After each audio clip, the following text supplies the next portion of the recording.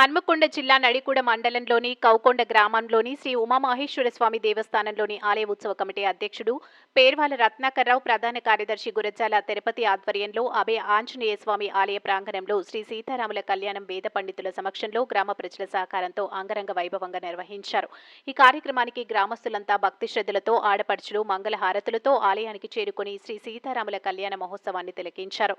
ఈ కార్యక్రమానికి ముఖ్య అతిథి, ప్రత్యేక ఆహ్వానితులు స్థానిక ఎస్ఐ కొంక అశోక్, లేదళ్ల రత్నాకర్రావును ఉత్సవ కమిటీ సాదరంగా ఆహ్వానించారు. ఈ కార్యక్రమంలో కమిటీ గౌరవ సలహాదారులు, సభ్యులు, గ్రామ ప్రజలు అధిక సంఖ్యలో పాల్గొని శ్రీ సీతారాముల కళ్యాణ మహోత్సవాన్ని అంగరంగ వైభవంగా నిర్వహించారు. అలాగే మండల కేంద్రంతో పాటు సర్వాపూర్, కంటాత్మకూర్ పలు గ్రామాల్లో కల ఆలయ కమిటీల ఆధ్వర్యంలో శ్రీ సీతారాముల కళ్యాణ మహోత్సవాన్ని అంగరంగ వైభవంగా నిర్వహించారు.